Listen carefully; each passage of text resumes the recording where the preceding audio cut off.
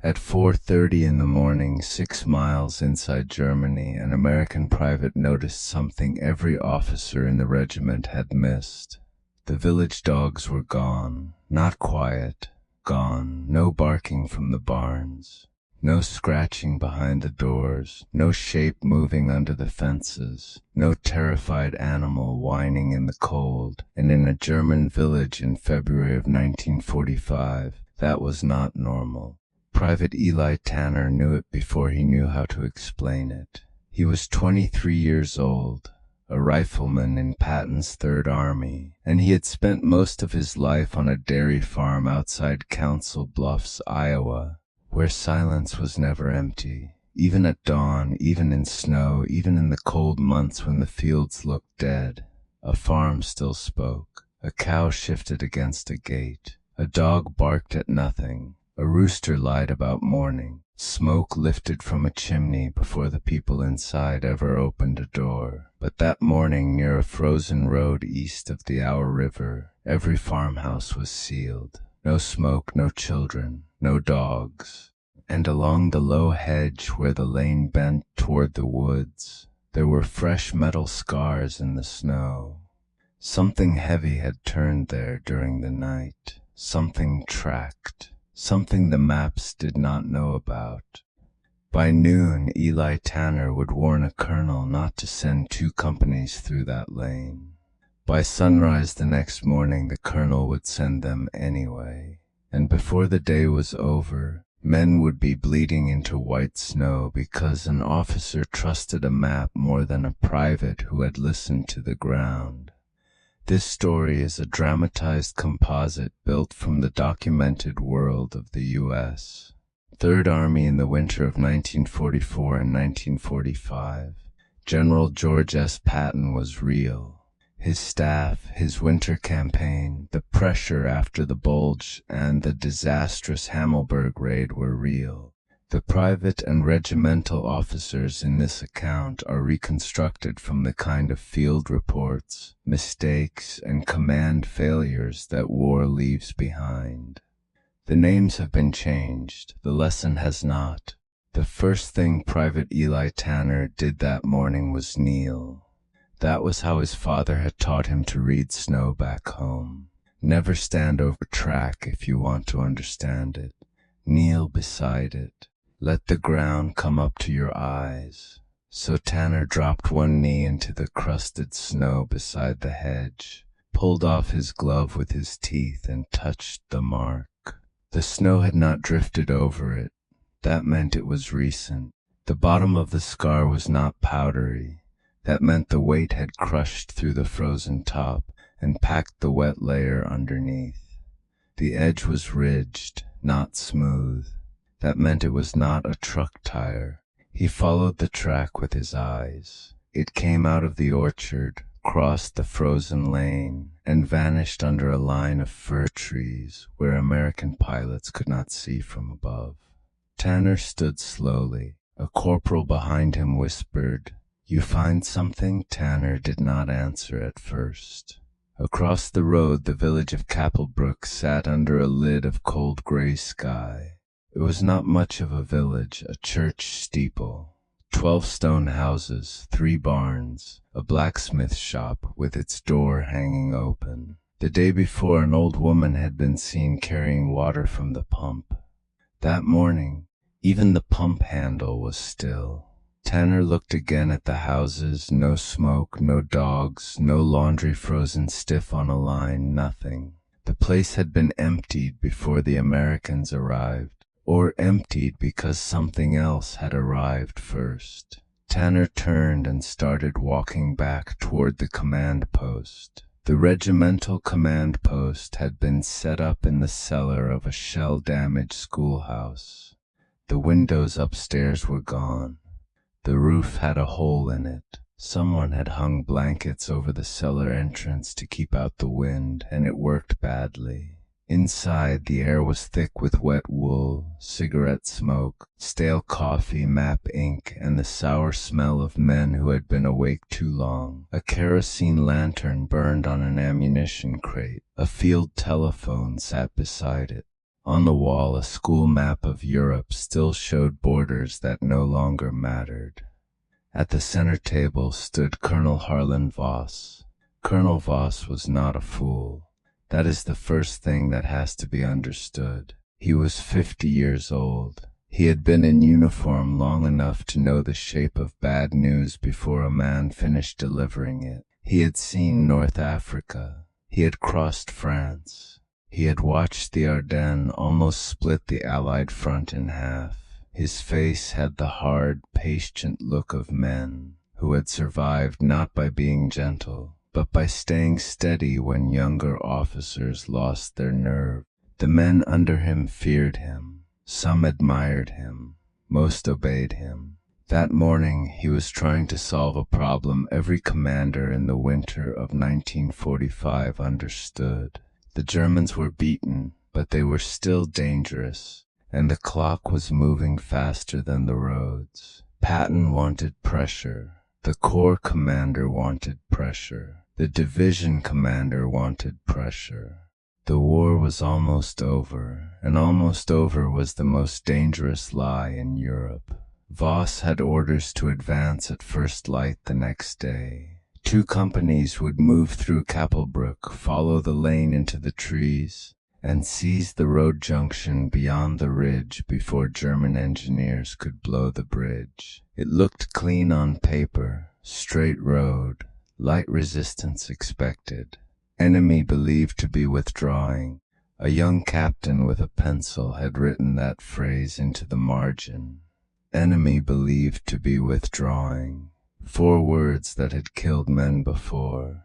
Tanner pushed through the blanket at the cellar entrance. Every officer looked at him, not because he was important, because privates did not walk into regimental command posts unless they had been sent for, wounded or lost. Colonel Voss lifted his eyes from the map. Private. Tanner came to attention so quickly his wet boots slipped on the stone floor. "Sir, why are you here?" Tanner swallowed. He could feel every collar in the room turned toward him. "Sir, I think the lane east of Kappelbruck is covered." The captain at the far end of the table looked up. "Covered by what?" Tanner hesitated. That was the mistake. Not because he did not know, because he knew too much in the wrong language. Officers wanted patrol contact, grid coordinates, confirmed armor, intercepted traffic. Tanner had snow, dogs, chimneys, tracks, he said. "I think German armor moved into the trees last night, sir." Colonel Voss did not move. "What did you see?" "Track marks along the hedge, fresh. Not from our vehicles, too wide for a truck, too deep for a jeep. And the village is wrong." "The village is wrong," the captain repeated. A few men smirked. Tanner kept his eyes on the colonel. No smoke from the house, no people, no animals. Yesterday there were dogs in that village. This morning there aren't. The captain gave a short laugh. "Dogs?" Tanner turned his head just enough to look at him. "Yes, sir." The captain leaned back. "Well, that settles it." A second officer laughed under his breath. Colonel Voss did not laugh. He hated laughter in a command post. But the damage had already been done. The private's warning had entered the room dressed like superstition. Voss folded his arms. "Did you see a German soldier?" "No, sir." "Did you see a gun?" "No, sir." "Did you hear engines?" Tanner paused. "Last night, sir. I heard at least 4, maybe more, short starts. 10 seconds, 15, then shut off." "What time?" "Between midnight and 2. Why did you not report it then?" "I told the platoon sergeant, sir. He said sound carries strange in the cold." "And now you are sure?" Tanner looked down at the map. The grease pencil line ran directly through the lane. "I am sure enough that I would not send men down that road without eyes on the trees." The room changed after that. A private had not merely reported a concern. He had offered judgment, and judgment was the property of officers. Colonel Voss stared at him for a long time. What Tanner could not know was that Voss had heard this kind of warning before. In Sicily, a lieutenant had insisted that a road was mined because a farmer's cart had stopped in the wrong place. It was not mined. The delay cost Voss half a day and earned him a reprimand. In France, a scout had claimed a village was occupied because church bells were silent. It was empty. The battalion lost tempo, and the Germans escaped across the river. In the Ardennes, 3 separate reports had sent men chasing shadows while the real attack came miles away. By February of 1945, Colonel Harlan Voss had built a private rule inside himself. Fear always finds evidence. And once a commander begins saluting fear, every tree becomes a gun. That rule had kept him moving. It had also made him deaf. Private Tanner, Voss said, "The attack goes at 0600 tomorrow." Tanner's jaw tightened. "Sir, I understand the order." "I do not need you to understand it. I need you to follow it." "Yes, sir." Voss leaned over the table. "Do you know what happens if I delay in advance every time a tired rifleman hears an engine in the woods?" Tanner said nothing. "The Germans gain time. Bridges come down. Roads close. Men die somewhere else because we lost nerve here." He tapped the map. "This is not Iowa. This is a front, and fronts do not stop because the dogs are quiet." The captain smiled. Voss looked at Tanner one final time. "Snow is not intelligence, Private." The words stayed in the room after he said them. "Snow is not intelligence." Tanner stood there for another second, stiff with the kind of obedience that feels like swallowing blood. Then he saluted, turned, and walked back up the cellar steps into the cold. Behind him, the grease pencil arrow stayed exactly where it was. He did not sleep that night. No one slept well near the line, but Tanner did not even try. He sat in a shallow foxhole behind a blown stone wall on the western edge of the village, his M1 across his knees, his helmet low over his eyes, and he listened. The cold came in layers, first through the gloves, then through the boots, then through the knees, then deeper into the teeth, until even breathing felt like work. At 11:40 p.m. a dog barked once, not in the village, farther back, west near the American side, then nothing. At 12:18 an engine turned over beyond the trees. Tanner lifted his head. The engine coughed, caught, ran for 8 seconds, and stopped. He counted 1, 2, 3. At 47 another engine started farther north. This one ran longer, 12 seconds, then stopped. Tanner could not see anything. That was what made it worse.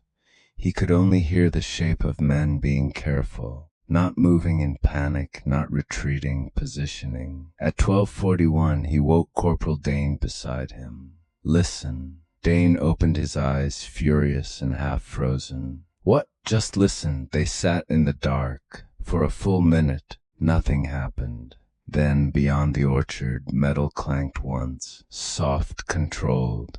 The kind of sound made by a track pin touching frozen ground. Corporal Dane stopped breathing. "Jesus." Tanner climbed out of the foxhole. "Where are you going?" "To find somebody who still has a pencil." He reached the battalion aid cellar at 1:05 in the morning. The first man who tried to stop him was a military policeman with red eyes and a scarf wrapped around his chin. Tanner said, "I need Major Caldwell." The MP said, "Major Caldwell is asleep." "Then wake him." The MP stepped closer. "Private, you don't wake a battalion XO because you got cold feet." Tanner pointed back toward the village. "If I'm wrong, put me on latrine detail until Berlin. If I'm right and you don't wake him, you'll be carrying men out of that lane by breakfast." That was not the kind of sentence a man says for attention. The MP held his stare for 2 seconds, then disappeared through the blanket. Major Samuel Caldwell came out wearing his coat over a sweater, his hair flattened on one side, spectacles in his hand. He was 38 years old and looked older in the lantern light. He had been a lawyer in Ohio before the war. Paper did not impress him. Men did, especially frightened men who were trying not to sound frightened. "What is it?" Tanner told him everything. The tracks, the empty village, the missing dogs, the engines, the metal sound. The colonel's answer. Major Caldwell listened without interruption. When Tanner finished, the major said, "You reported this to Colonel Voss?" "Yes, sir." "What exactly did he say?" Tanner looked down. "He said snow is not intelligence, sir." Caldwell closed his eyes. Not in surprise, in recognition. Then he opened them and pointed to the table. "Write it, sir." Every word, tracks, dogs, engines, times where you were, what direction. Do not make it sound smart, make it exact. Tanner sat down. His fingers were stiff. The pencil looked too small in his hand. He wrote slowly, with the careful pressure of a man who had never expected his handwriting to matter in a war. He wrote, "No dogs in village, no smoke in chimneys, heavy track marks near east hedge. Engine starts after midnight beyond orchard, metal sound near trees. Recommend patrol before road movement." He signed the bottom. Major Caldwell took the page. Then he wrote his own memorandum, not with emotion but with procedure.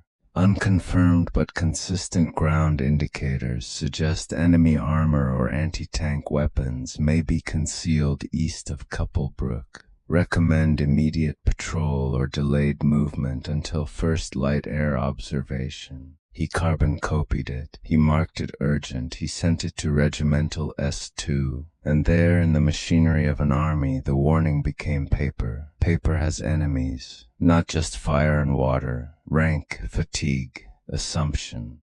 A clerk received the memorandum at 2:10 a.m. He put it into the routing folder beside a note signed by Colonel Voss 3 hours earlier. Advance schedule unchanged. Do not delay movement for unverified local reports. The clerk was 20 years old. He had never commanded anything larger than his own typewriter. He did what the army had trained him to do. He logged the warning, he stamped it received, he routed it properly, and the road remained open. At 0600 hours, the first platoon stepped onto the lane. The morning was so cold the men's breath rose around them like steam from a broken machine. Their boots cracked through the top layer of snow. Their rifles were held low. Nobody talked. Captain Robert Keene led the forward company. He was 31, from Scranton, Pennsylvania. He had laughed the day before when Tanner mentioned the dogs, not because he was cruel, because men laugh at strange things when the alternative is admitting they are afraid. At 0607, Keene passed the blacksmith shop. At 0611, the lead squad reached the low hedge. At 0614, the village ended. At 0616, the first man saw the orchard. At 0617, the entire lane exploded. The first mortar round landed behind the lead squad, not in front of it. That was the detail survivors remembered. The Germans did not try to stop the Americans from entering the lane. They let them enter. Then they cut the road behind them. A second round hit the stone wall near the blacksmith shop and filled the air with slate and dust. A third struck the ditch. A fourth landed among the men still bunched near the bend. Then the machine guns opened from the trees, not wildfire, not searching fire, measured fire, fixed fire.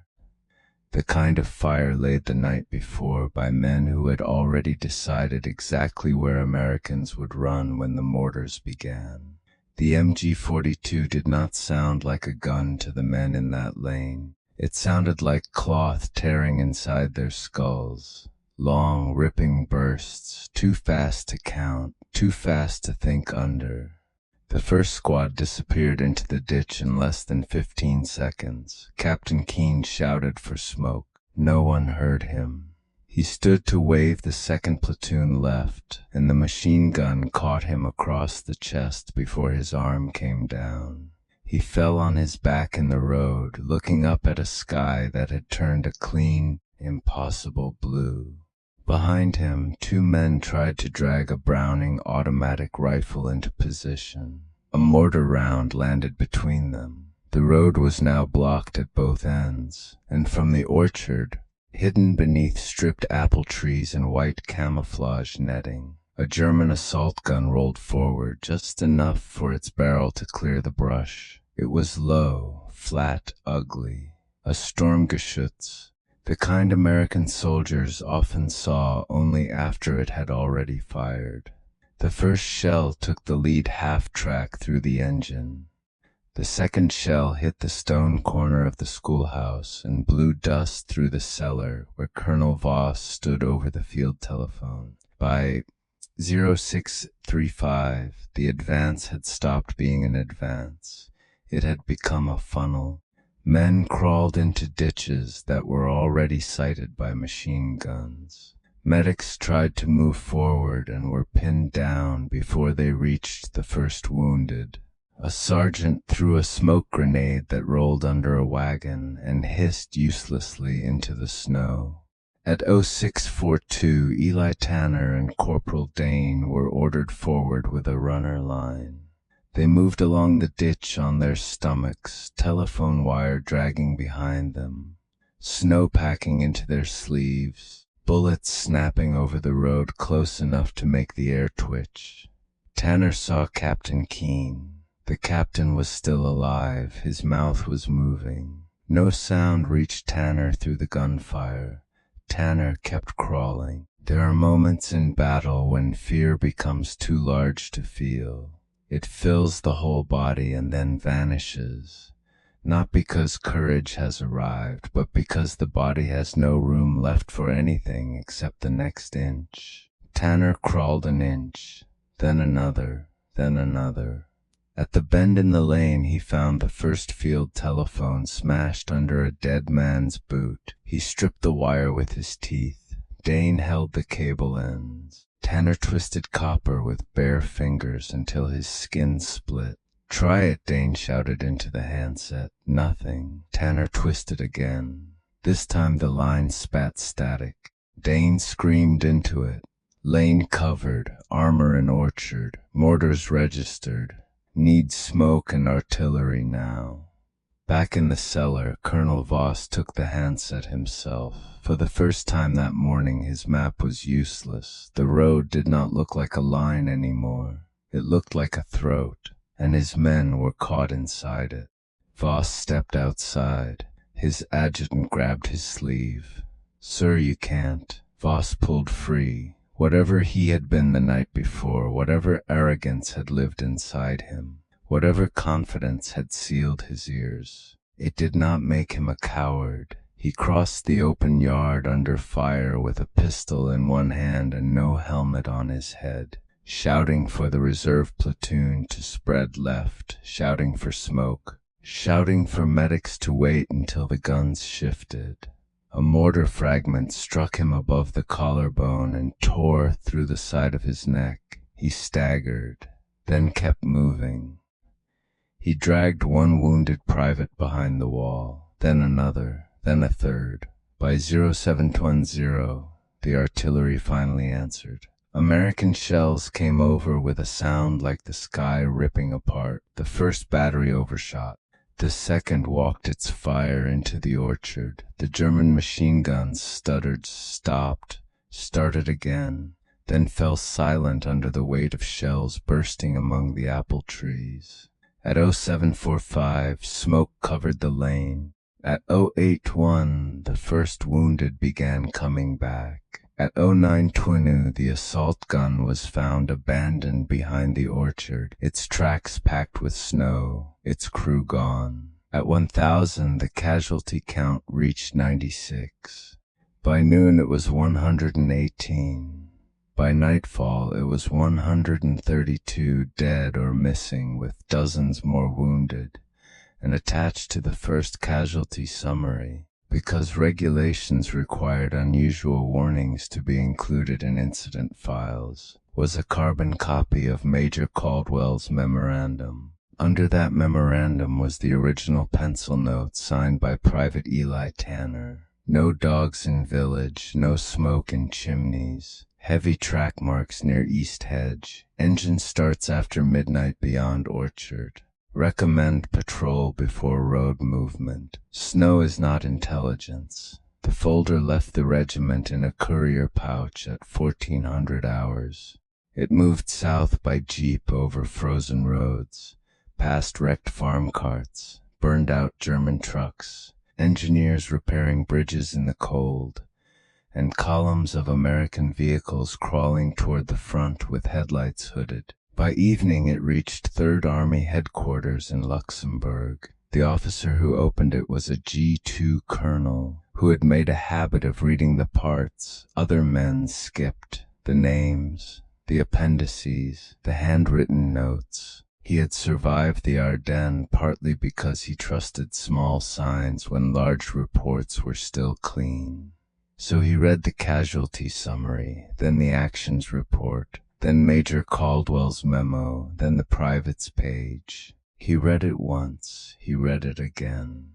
Then he walked down the corridor and placed the entire folder on the desk of General George S. Patton. Patton was 59 years old. He was not the cartoon some men made of him later. He was theatrical, yes, profane, yes, vain, certainly. But he could also read a battlefield report with a cold, exact patience that frightened the officers who served under him. He put on the small reading glasses he hated being seen wearing and turned the pages one at a time. He read the casualty list first, not the number, the names, 132 names. He read them the way an officer should read dead men, slowly enough that they did not become a column. Then he read the action report, then the memorandum, then the handwritten warning. The room was quiet except for the stove ticking in the corner. When he finished, Patton set the private's note on top of the casualty list. He looked up. Who commanded the regiment? Colonel Harlan Voss, sir. Where is he? Forward aid station. Wounded in the neck. Refused evacuation. And the private, Ellie Tanner, rifleman, still with his company. Patton looked back at the note. Bring me both. The staff officer hesitated. Sir, Colonel Voss is wounded. Patton's voice did not rise. I did not ask if he was comfortable. The two jeeps arrived before dawn. Colonel Voss came first, sitting upright despite the bandage that ran from his collar to his jaw. His face was gray from blood loss. His boots still had the lane's dirty snow in the seams. Private Tanner arrived 40 minutes later. He had slept in the jeep without meaning to. When he woke, his hands were still stained with copper from the wire he had twisted under fire. They did not see each other until they entered the operations room. There were 20 officers waiting. That was deliberate. Patton knew how to punish a man quietly. He also knew when a lesson had to be taught aloud.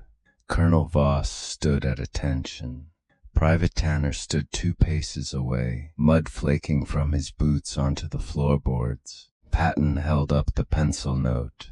This was written by Private Eli Tanner at approximately 1 in the morning before yesterday's attack. No one moved.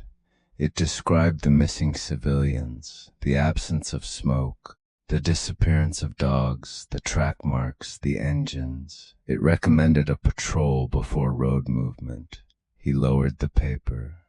It was right. Then Patton lifted the casualty list. This is what it cost to ignore it. He began to read. Every name, every rank, every hometown when the clerk had written one. No officer in the room shifted his feet. No one looked at Tanner. No one looked at Voss. They looked at the floor or the wall or the paper in Patton's hand, and they listened to names take up space that numbers never could. When Patton finished, he placed the casualty list on the table. Colonel Voss, sir. Did the private report these observations to you? Yes, sir. Did you investigate them? No, sir. Why? Voss stood very still, because the room was full of officers, and because he was a proud man, and because he had been brave under fire. There were a dozen ways he could have softened the answer. No confirmation. Pressure to advance. Enemy withdrawal expected. Insufficient evidence. He used none of them. I believed experience gave me better judgment than his observation. Patton watched him. And did it? No, sir. The room held its breath. Patton stepped around the table. Colonel Harlan Voss, you are relieved of command. Effective now. Voss did not blink. You will report to rear administrative duties by 1600 hours. You will not command combat troops again in this army. Yes, sir. Patton's voice went colder. At 0900 there will be a burial service for the men recovered from that lane. You will attend. You will stand where their officers can see you. You will hear every name. Then you will leave. Yes, sir. Patton turned to Tanner. The private looked as if he wanted to disappear into his own overcoat. Private, sir, you were right. Tanner said nothing. That does not make you a general. It does not make you an officer. It does not make you wiser than every man in this room. Patton looked across the semicircle of officers. But it does mean that yesterday the truth entered a command post wearing muddy boots, and the command post laughed at its shoes. No one smiled. Patton handed the original note back to the G2 colonel. Remember that. Then he looked at every officer in the room one by one. Rank is a system for deciding who gives orders. It is not a system for deciding what is true. The burial service was held in freezing rain, not snow rain, the kind that soaks cloth, darkens wool, and turns bandages heavy. Rows of graves had been cut into the winter ground by engineers working under lamps. The crosses were not all ready. Some graves were marked only by stakes and tags. Colonel Voss stood at the front. His neck bandage had bled through by the second prayer. He did not touch it. The chaplain read the names: Captain Robert Keene, Sergeant Miles Braddock, Private First Class Henry Lutz, Corporal James Wexler, Private Anthony Bell, 1 by 1, 132 times. Behind the burial detail, Eli Tanner stood with B Company. He did not feel vindicated. That was a word for men who had won something. He had not won anything. The men were still dead. The lane was still there. The dogs had still known before the colonel did. When the rifles fired their volleys into the gray sky, Tanner flinched on the first one and hated himself for it. After the service, Colonel Voss walked to his staff car. He paused once beside the rear door and looked across the mud at Tanner. Not long, not dramatically, just long enough for the private to understand that the colonel knew his name now. Then Voss got into the car and was driven away. Tanner returned to the line. He crossed the Rhine in March. He saw German towns fall without a shot, and others burn for hours after everyone said the enemy was finished. He learned that a war can be dying and still kill like an animal in a trap. He carried the same pencil note in his breast pocket until rain blurred the words and sweat softened the folds. Major Caldwell tried to get him a decoration. Paper moved slowly when it moved upward for enlisted men. The medal came later, after the war, in a box that looked too clean to have anything to do with Kappelbrook. Tanner went home to Iowa in October. He did not tell the story at church. He did not tell it at the feed store. When men asked what Germany was like, he said it was cold. For years, that was all. But on winter mornings, when his son was old enough to walk the back pasture without being carried, Tanner took him out before sunrise. He showed him how frost sits differently over a fresh track, how smoke tells you who is awake, How animals stop wasting noise before people do. How a quiet place is never just quiet. One morning the boy asked why it mattered. Tanner looked toward the timberline where the first birds had not yet started. Because the world warns you before it hurts you, he said. Most men just want the warning to come from somebody important. And then, 4 weeks after the burial service, General Patton made his own mistake. On March 26, 1945, he approved a raid deep behind German lines toward a prisoner of war camp near Hammelburg. The force was too small. The route was too long, the intelligence was thin. Staff officers warned against it. They warned in writing, they warned in person. The objective carried a private weight Patton did not fully share with the men planning it. His son-in-law, Lieutenant Colonel John K. Waters, was believed to be among the prisoners there. The raid reached the camp. Then it came apart. Vehicles were lost. Tanks were lost. Men were killed, wounded, or captured. Waters himself was wounded during the chaos. Patton later called the Hammelburg raid a mistake. Some accounts say he called it the only mistake he made in the war. Whether he ever thought of the warning in the snow, no one can prove. Whether he remembered the private with muddy boots, no document can say. But history does not need a confession to show a pattern. A colonel ignored a warning because it came from beneath him. A general ignored warnings because the desire in front of him was louder than the judgment around him. Different rooms, different ranks, same danger. The danger is not arrogance by itself. Arrogance is easy to see in other people. The real danger is cleaner than that. It is the moment when experience stops being a tool and becomes a wall. The moment when authority forgets that truth has no uniform. The moment when a man with power begins to believe that if something mattered, it would arrive through the proper channel, with the proper title, in the proper voice. But truth has never cared about proper channels. It comes as a dog that will not bark, a chimney without smoke, a track in the snow, a private who cannot explain why he knows, only that he does. And sometimes, if no one listens, it comes later as a list of names read in the rain. Rank can give an order. Experience can defend a decision. Confidence can fill a room. But none of them can make a false road safe. The snow does not salute. It only records what crossed it, and by morning it tells the truth to anyone humble enough to kneel.